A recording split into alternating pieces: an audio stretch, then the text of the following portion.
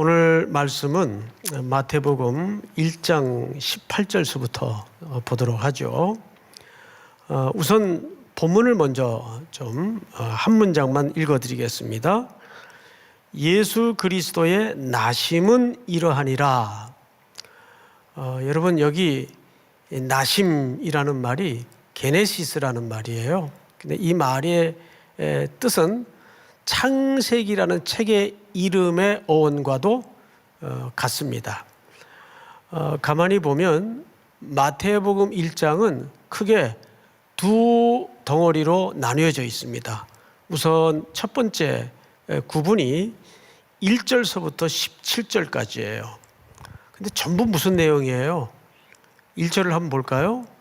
아브라함과 다윗의 자손 예수 그리스도의 계보라, 이렇게 돼 있어요. 그리고 마지막 17절을 보니까 그런즉 모든 대수가 아브라함부터 다윗까지 연례되어 다윗부터 바벨론으로 잡혀갈 때까지 연례되어 바벨론으로 사로잡혀간 후부터 그리스도까지 14대더라. 여러분, 그리스도의 계보로 시작을 해서 족보는 그리스도로 맞춰집니다. 그래서 계시록에 보면 예수 그리스도를 처음과 시작 또는 알파와 오메가로 소개를 하기도 하죠. 이 17절까지의 내용은 창세기 1장에 보면 인류의 기원을 다루듯 그 부분에 해당하는 유사한 구문이에요. 그리고 이제 18절서부터 25절인 마지막 부분은 창세기 기사처럼 대략 인류의 기원을 설명한 다음에 이제 본격적으로 아담의 창조를 설명하듯이 18절서부터는 새로운 시작인 예수 그리스도의 탄생을 성경이 이렇게 설명하고 있는 겁니다. 그러니까 창세기 1장과 마태복음 1장은 구조 자체가 아주 유사한 구조를 가지고 있다 정도로 이해를 하시면 좋을 것 같아요. 18절을 다시 한번 보십시다. 예수 그리스도의 나심은 이러하니라.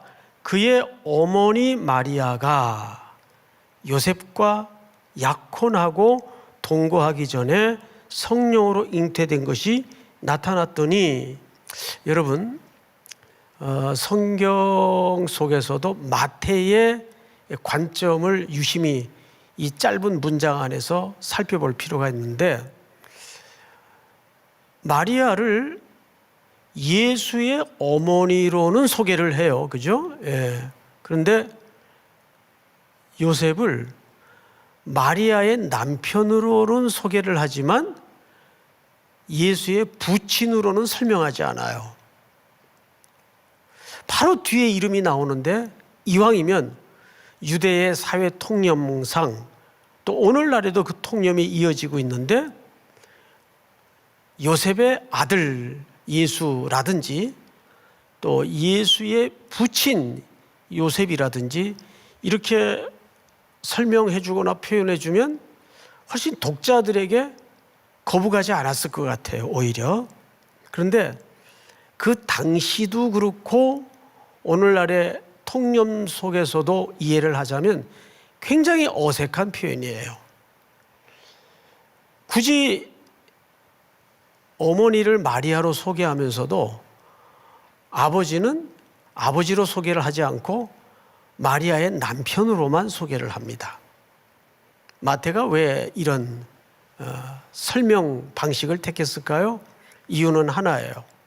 예수님의 탄생은 남녀가 생식적인 방식을 통해서 태어나신 분이 아니고 성령을 통해서 태어난 분이라는 것을 드러내고 강조하기 위해서입니다.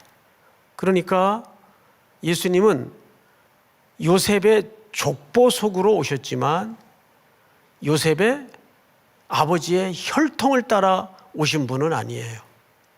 왜? 성령께서 마리아에게 잉태되어서 아기 예수님을 이 땅에 낳으셨기 때문에. 그래서 우리 신앙 고백에도 보면 동정녀 마리아에게서 나시고, 그런 중요한 신학적 전제를 이 짧은 설명 속에 담고 있는 거죠. 자, 그런데 그 다음 보십시다. 그의 남편 요셉은 어떤 사람이라? 의로운 사람이라. 여러분, 오늘 우리가 좀 집중해서 참고하고 생각할 내용이 이 의로운 사람이라는 그 시대의 정의와 구약의 정의와 오늘 우리는 이 의로움을 어떻게 이해해야 되는가, 이것이 오늘 가장 중요한 주제가 되고, 교회가 회복해야 될, 또 우리 성도님들의 신앙 요소 속에 잃어버리고 있는 초점을 한번 같이 생각해 보도록 하겠습니다. 자, 일단은 우리가 큰 전제를 성경에서 살폈어요. 요셉은 어떤 사람이라 그랬죠? 의로운 사람이라 그랬어요. 근데 그 의로운 사람이 뒤에 어떤 행동을 하는가 하면, 성경을 좀 볼까요? 의로운 사람이라 그를 드러내지 아니하고 가만히 끊고자 하여. 요셉이 의로운 사람이기 때문에 드러내고 싶지 않았던 내용은 뭘까요? 정혼한 아내가 어느 날 소문을 들어보니까 갑자기 배가 불러오고 아기를 가졌다는 이야기가 들려요. 확인해 보니 사실이에요. 여러분, 이게 당시에는 말이 안 되는 상황이죠. 왜냐하면 여기 약혼이라고 표현을 했지만 새로 번역되기 전에는 정혼이라는 말을 썼어요. 이것은 유대 결혼식의 풍습을 좀 이해할 필요가 있는데, 유대인들은 아주 길게 예식을 2번 합니다. 첫 번째 예식은 신부 집에서 이루어져요. 그걸 정혼이라고 하죠. 이 정혼 때는 서로 계약서를 주고받고 첫 번째 약조를 맺는 겁니다. 근데 이 자체가 이미 합법적인, 법적인 부부예요. 조건이 있죠. 단 정혼 기간에는 남녀가 합방을 하지 못해요. 정혼식이 끝나자마자 신랑은 이 한마디를 남기고 자기 집으로 돌아가요. 내가 1년 후 어느 날 그대가 알지 못하는 시간에 반드시 당신을 다시 데리러 오겠습니다. 그리고 자기 집으로 돌아가요. 신랑은 자기 집에 돌아가서 뭘 하냐 하면 아버지의 감독 아래 집을 지어요. 누구가 살 집일까요? 이제 사랑하는 아내를 데려다가 살 집을 짓습니다. 그래서 요한복음 14장에도 보면 주님 어디로 가십니까? 내가 가는 길을 지금은 너희가 알지 못하지만 후에는 알리라. 내가 너희를 위하여 뭐를 예배하러 가노니? 우리 신랑이 우리를 위하여 처소를 예배하러 간다는 말이 바로 그런 유대 관습 속에서 나온 표현이에요. 그래서 신랑은 아버지 집에 돌아가서 아버지 감독 아래 뚝딱뚝딱 집을 짓는데, 그 집 짓는 유대인들의 공법 평균 기간이 1년쯤 됩니다. 그러던 어느 날 감독관이신 아버지가 아들을 갑자기 호출을 합니다. 이리 오너라. 아버님 부르셨습니까? 내가 보니까 집은 이만하면 됐다. 너 빨리 가서 네 아내를 데려오도록 해라. 그러면 신랑은 그날 저녁으로 한 걸음에 동료들을 동반해서 신부를 데리러 달려갑니다. 그 의미예요. 그러니까 요 1년 기간은 서로 급박한 죽음이 걸린 문제 외에는 만날 수가 없어요. 그리고 당연히 육체적인 관계도 맺을 수가 없어요. 근데 그 날짜는 누구만 정할 수 있는가 하면 감독관이신 아버지만 결정할 수 있어요. 그래서 예수님이 때와 기한은 우리가 알 바가 아니요. 그 말은 예수님이 그 날짜를 모른다는 말이 아니라 그 날짜를 결정하는 것은 자기 소관이 아니란 뜻입니다. 그건 아버지만이 결정할 수 있는 고난이라는 뜻이에요.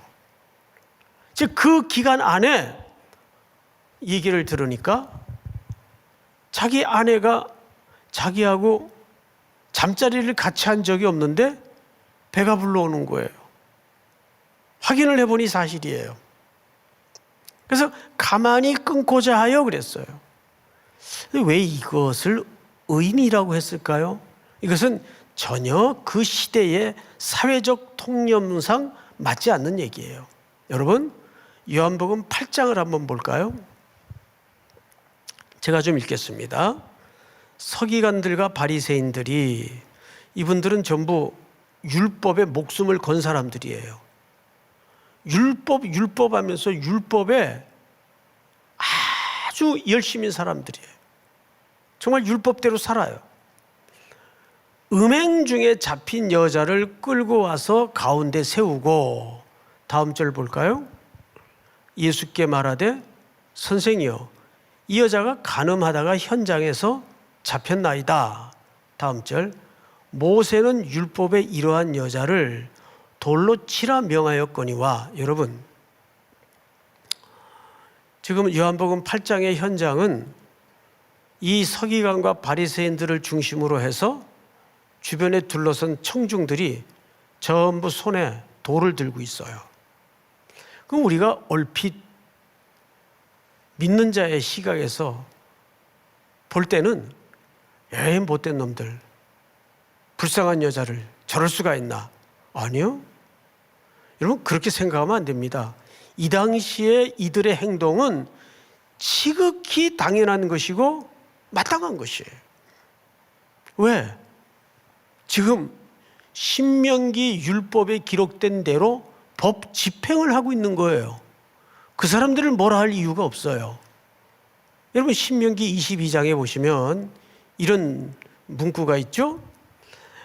처녀인 여자가 남자와 약혼한 후에 어떤 남자가 그를 성읍 중에서 만나 동침하면 너희는 그들을 둘 다 성읍 문으로 끌어내고 그들을 돌로 쳐 죽일 것이니.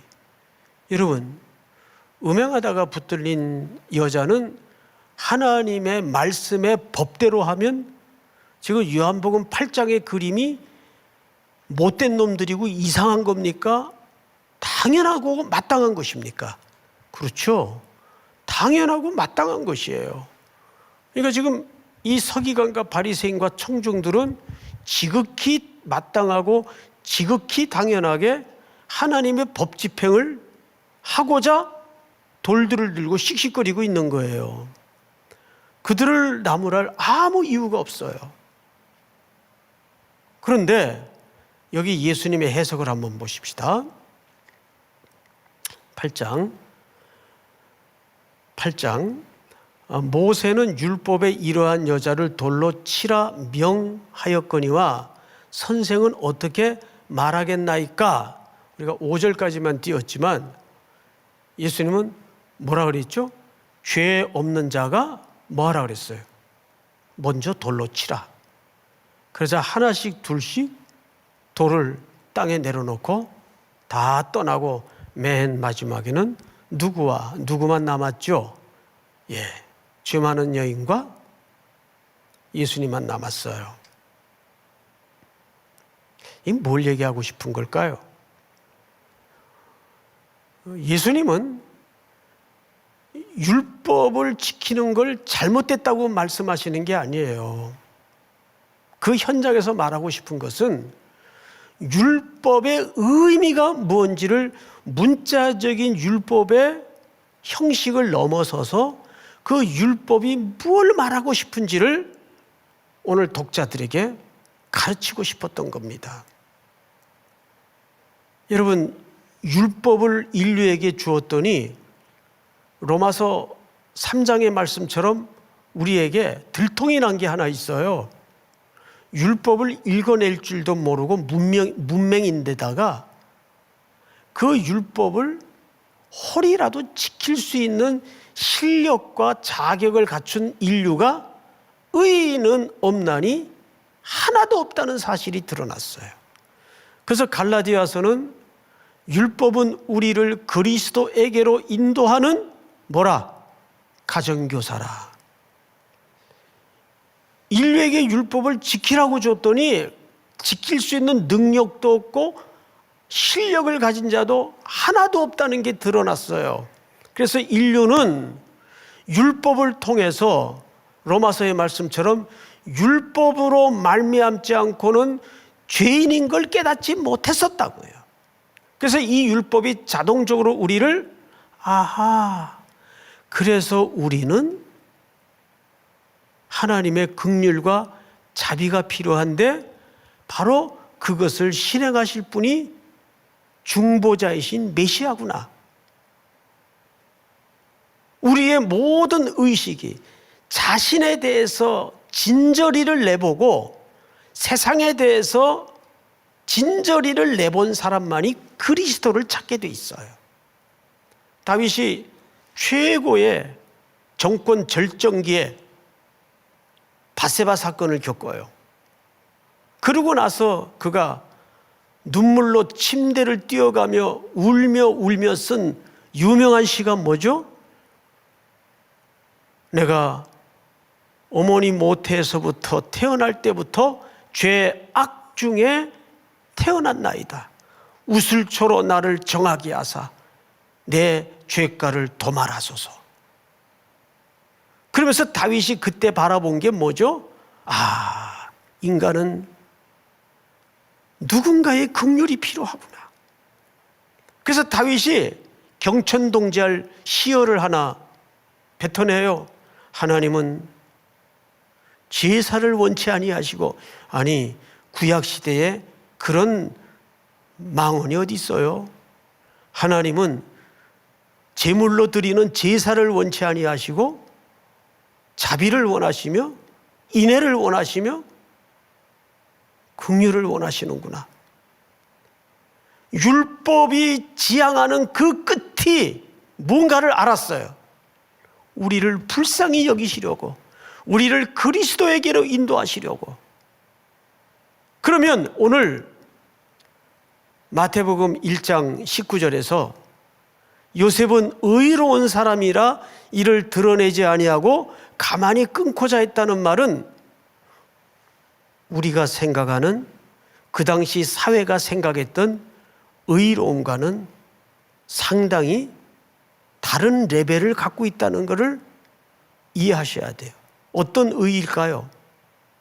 그것은 천국의 새로운 윤리처럼 팔복의 말씀 속에 의에 줄이고 목마른 자는 배부름을 얻을 것이요 긍휼히 여긴 자는 긍휼함을 받을 것이며, 그 율법도 결국은 우리에게 뭘 가르쳐 주기 위한 것이죠? 하나님의 긍휼, 하나님의 용서, 하나님의 자비로우심, 그걸 우리에게 가르쳐 주는 것이 뭐예요? 율법이에요. 우리는 율법대로 다 잣대를 들이대면 전부 빵점짜리요, 무능력자요, 죽어 마땅한 것이 율법의 의예요. 근데 그 율법의 의를 이룬 것이 긍휼이고 그리스도시며 자비로우심이에요. 그것을 갈라디아서 기자는 이렇게 설명을 했죠. 율법은 우리를 그리스도에게로 인도하는 가정교사가 되었다고 얘기합니다. 우리는 여기서 한 가지, 큰 이 성탄의 선물이 어떻게 온 인류에게 흑암을 걷어내고 다가오게 되었는가? 어떻게 다가오게 되었어요? 요셉의 의로움의 순종 때문이에요. 요셉은 여기서 말하는 성경 기자, 아니 마태가 설명하고 싶었던 의로움이라는 것은 법을 지키고 법대로 하는 그런 의로움을 얘기하는 게 아니에요. 여기서 요셉이 실천하고 요셉이 순종했던 의로움은 그 율법을 뛰어넘어 창백한 논리를 뛰어넘어서 하나님의 용서, 하나님의 자비, 하나님의 긍휼, 예수님이 팔복의 산에서 새로운 천국의 윤리를 가르쳤던 것처럼 그 의로움을 실현하고 실천했던 겁니다. 왜 이 의가 오늘 우리 성도들의 가슴 한가운데 성탄을 맞는 한국교회 한복판에 새롭게 회복되어야 될 의로움일까요? 이 의로움은 그런 회색빛 차가운 창백한 의로움을 얘기하는 것이 아니고 하나님의 긍휼과 자비를 실현하는 의로움을 얘기하는 거예요. 사도행전에서는 고넬료를 어떻게 설명했죠? 경건한 자라 그랬어요. 하나님 앞에 의로운 자라 그랬어요. 거기에 부연 설명이 붙죠. 많이 구제하였으니.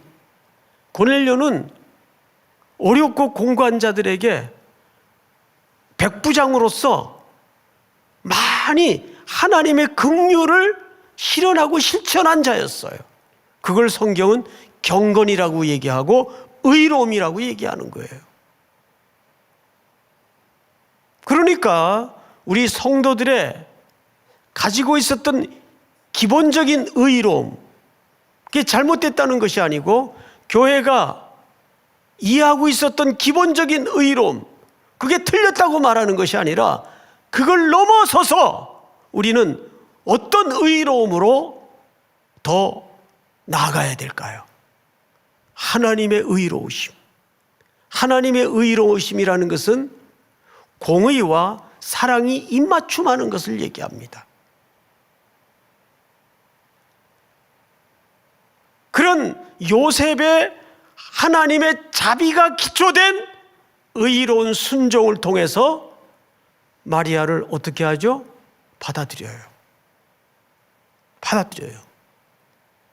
그 긍휼을 실천하고 자비를 실천하고 하나님의 은혜를 순종하면서 받아들이는 가운데 이 가문의 온 인류의 구주가 되시는 인류의 선물인 하나님의 아드님이신 예수 그리스도가 인류의 길로 오시고 인류의 소망으로 오시는 거예요. 놀랍게도요, 하나님의 생명과 구원의 역사는 이런 긍휼의 순종을 통해서 확대되고 생산되는 원리를 갖고 있다는 거죠. 최근에 우리 교회가 경험하고 있는 이 외부에서 오신 손님들을 교회가 잘 접대하고 맞아들이고 환대했더니 그 속에서 구원의 역사가 일어나고 그 구원은 또 다른 생명을 낳는 은혜로 확대되고 발전하지 않습니까? 그런 거죠. 그래서 한국교회가 어느 때보다도 이 질서, 이 원리를 순종해야 돼요. 율법이 갖는 차가운 의로움이 아니라 요셉이 순종했던 하나님의 자비가 기초된 의로움, 그 의로움이 우리 성도들의 가정에 한국교회 속에 새롭게 회복되고 확인되는 은혜가 있기를 주님의 이름으로 축원하고 축복합니다. 두 번째 아마 결론이 될 겁니다. 성경을 볼까요? 20절, 이 일을 생각할 때에 얼마나 요셉이 힘들었을까요? 그렇죠? 여러분 같으면 고민 안 됐겠어요? 얼마나 힘들었을까요? 주의 사자가 현몽하여 이르되 다윗의 자손 요셉아, 네 아내 마리아 데려오기를 무서워하지 말라. 여러분, 여기 요셉이 놀랍게도 누구의 자손으로 소개되고 있죠? 다윗의 자손이에요. 다윗의 뿌리예요. 예수님은 몸은 마리아의 몸을 빌려서 오시지만 계보는 누구 계보로 오시는 겁니까? 하나님의 약속하신 다윗의 계보로 오시는 겁니다. 그런데 여기서 한 가지 상식선에서 합리적인 질문을 좀 해야 돼요. 뭐냐 하면, 이상하다. 요셉도 그 시대 사람이고 또 평범한 한 남자였을 텐데 어떻게 그 마리아를 받아들일 수 있었을까? 성경을 보시면 마태가 그걸 특별히 소개합니다. 뭐라고 소개하냐면, 주의 사자가 현몽하여 이르되 다윗의 자손 요셉아, 네 아내 마리아 데려오기를 무서워하지 말라. 그에게 잉태된 자는 성령으로 된 것이라. 여기 두려워하지 말라 할 때는 하나님의 의도와 반대로 가려고 시도하거나 어떡할까 주저하고 방황하고 있을 때 성경에 일관되게 나타나는 하나님의 제지 구호입니다. 두려워하지 말라. 그런데 이 마리아 데려오기를 어떻게 하나 고민하고 있던 요셉에게 어느 날 주의 사자가 현몽합니다. 이게 놀라운 거예요. 아니, 주의 사자가 현몽한다고 다 들어요? 다 들을 수 있을까요? 여기에 우리는 중요한 사실 하나를 드러내야 됩니다. 이 요셉은 하나님의 말씀에 평소에도 천착에 있던 인물이에요. 그것은 어머니 마리아도 마찬가지예요. 이때는 성경이 완성되지 않았던 시대이기 때문에 하나님께서 이렇게 특별한 계시 방식을 통해서 현몽할 수 있었죠. 근데 문제는 뭐냐 하면, 김홍전 박사라는 분이 쓴 예수님의 행전, 예수님의 생애라는 7, 8권짜리 책이 있어요. 그 방대한 분량을 전부 마태복음, 누가복음, 마가복음, 예수님의 탄생 기사만 집중적으로 방대한 자료를 통해서 연구를 한 책이에요. 많은 신학생들이 또 참고하는 책이기도 한데, 거기에 재밌는 그러나 아주 그 합리적인 설명 하나가 오래 기억에 남습니다. 요셉과 마리아는 비록 어리고 젊지만 계시의 수납자로서 준비가 돼 있었다는 거죠. 제가 언젠가 한번 이런 말씀을 드렸어요. 맨날 눈만 뜨면 노름하고 해 떨어지면 술집 찾아가서 기생들하고 술판을 벌리고 니나노 젓가락 두들기고 있고, 그런 자에게 어느 날 요셉아, 내 안에 데려오기를 무서워하지 말라. 그러면 갑자기 술김에 아멘, 그럴 수 있나요? 그거는 절대 불가능한 일이에요. 적어도 요셉이 그리고 마리아가 이런 주의 사자의 천사의 고지에 수납할 수 있었던 것은 그들이 기본적으로 구약 성경에서 수많은 선지자들을 통해서 예언되었던 메시아의 오심에 대한 대망을 가지고 있었다는 겁니다. 그래서 이런 고지와 이런 계시가 임했을 때 이들은 주저하지 않고 그 고지와 계시의 메시지를 그의 온 인격으로 수납할 수 있었다는 거죠.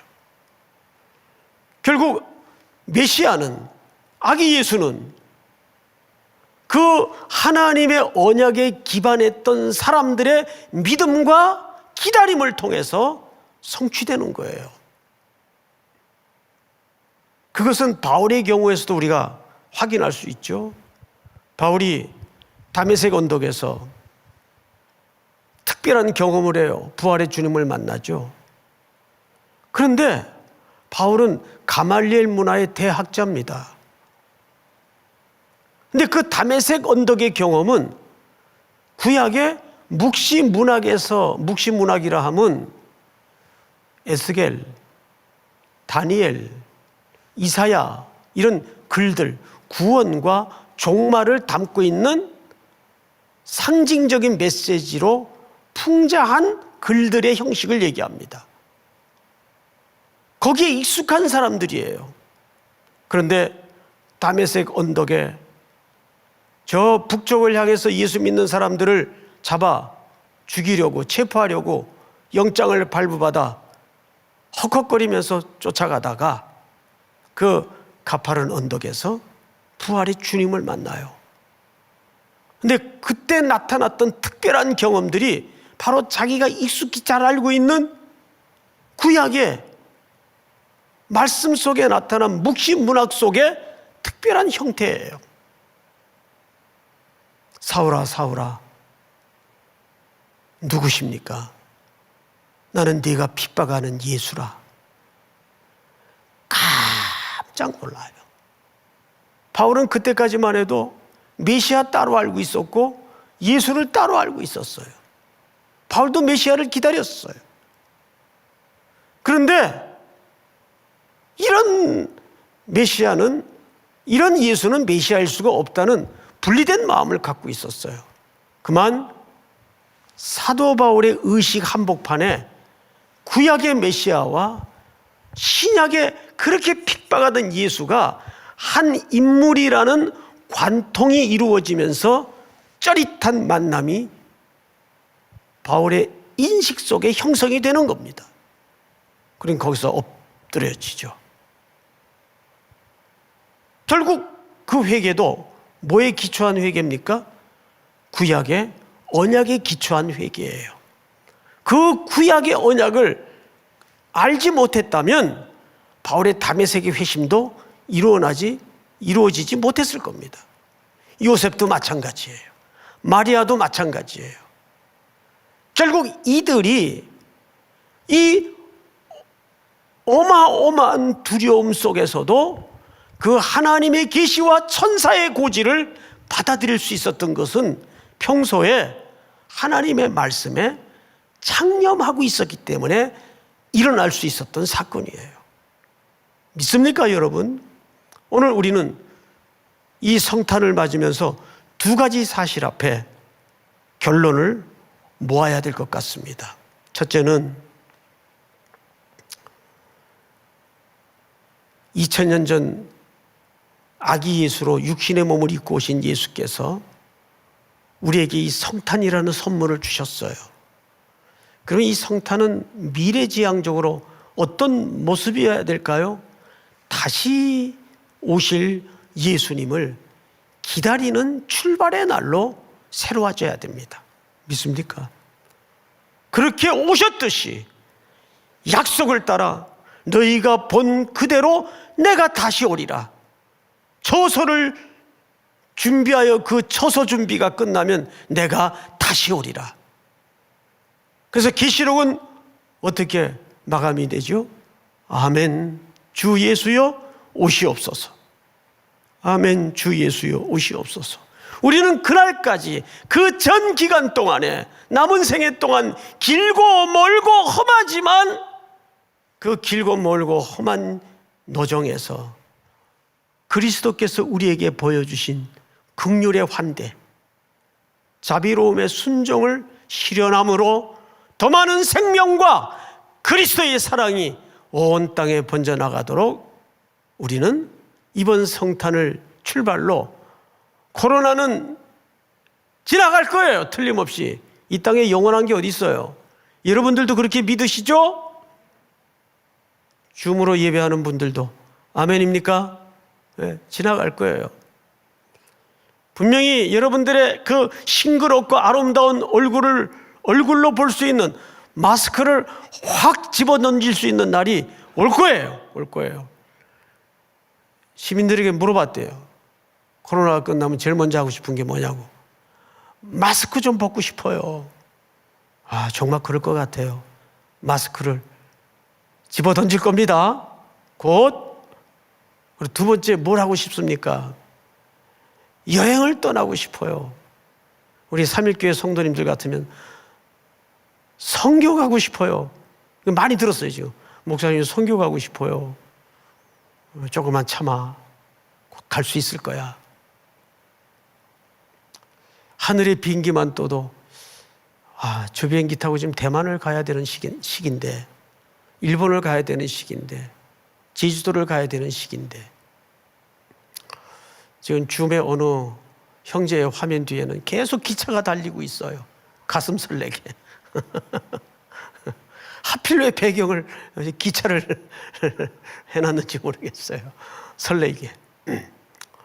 여러분, 이번 성탄은 그런 다시 오실 주님을 새로운 설렘으로 이 땅에 걸어가는 동안 그리스도의 자비를, 긍휼을 실현해내는 참된 의로움의 순종이 있기를 주님의 이름으로 축복합니다.